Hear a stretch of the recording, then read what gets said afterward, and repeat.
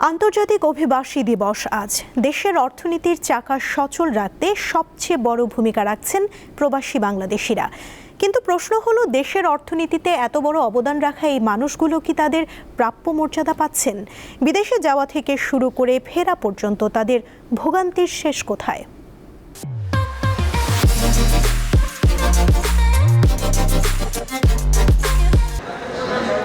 চোখে এক আকাশ স্বপ্ন আর বুকে স্বজনদের ছেড়ে যাওয়ার কষ্ট, তবুও জীবিকার তাগিদে ভিনদেশে পাড়ি জমান লাখো বাংলাদেশি।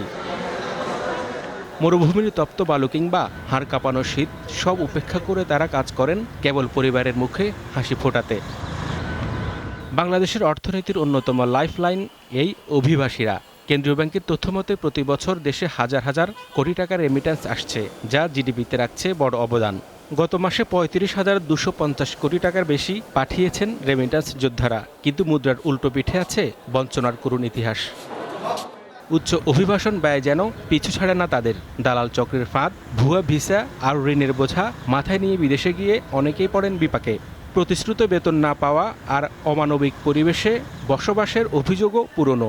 কিন্তু বিদেশের যাত্রায় যে এত যানজট পোহাতে হবে এটা কল্পনাও করিনি।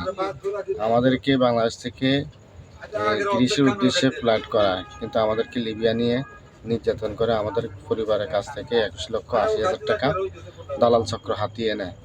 এর মর্মে আমার পুরো ফ্যামিলি আজকে পথের ভিখারির পর্যায়ে চলে গেছে। শুধু আর্থিক ক্ষতি নয়, অনেকের কপালে জোটে শারীরিক ও মানসিক নির্যাতন। আর স্বপ্নের দেশ থেকে কেউ কেউ ফেরেন কফিনে মোড়ানো নিথর দেহে। এবং রেমিটেন্স পাঠানোর মেশিন না শুধু প্রবাসীর, যে 1 কোটি লোক দেশের বাইরে আছে, 1 কোটি লোকের কিন্তু ভিন্ন গল্প, ভিন্ন দুঃখ, ভিন্ন আবেগ। সেই মানুষগুলো যত দূরেই থাকুক, তাদের কিন্তু বুকের মধ্যে লাল সবুজ বাংলাদেশ। তো সেই অনুভূতিটাকে সম্মান করা, বিমানবন্দরে, দূতাবাসে তাদের সম্মান করা, তাদের পরিবারের সুরক্ষা ব্যবস্থা করা, সেই জিনিসগুলো করতে পারলে আমরা মনে করি যে 18 ডিসেম্বর যে আন্তর্জাতিক অভিবাসী দিবস, সেই দিবস পালন করাটা আসলে সার্থক হবে। বিশেষজ্ঞরা বলছেন, অদক্ষ শ্রমিকের বদলে দক্ষ জনশক্তি পাঠাতে পারলে রেমিট্যান্স প্রবাহ বাড়ার পাশাপাশি কমবে শ্রমিকদের ভোগান্তি। এবারের আন্তর্জাতিক অভিবাসী দিবসের প্রত্যাশা কেবল রেমিট্যান্স যোদ্ধা হিসেবে প্রশংসা নয়, রাষ্ট্রকে নিশ্চিত করতে হবে তাদের ন্যায্য অধিকার ও মানবিক মর্যাদা। হেদায়েতুল্লাহ সীমান্ত, দীপ্ত সংবাদ, ঢাকা।